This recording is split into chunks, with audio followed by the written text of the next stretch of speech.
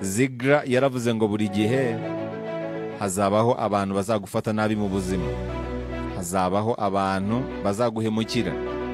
Ujye wibuka kubashimira kubera ko nibo bakugira umunyembaraga, batuma ukura ukaba munini kurusha ibibazo.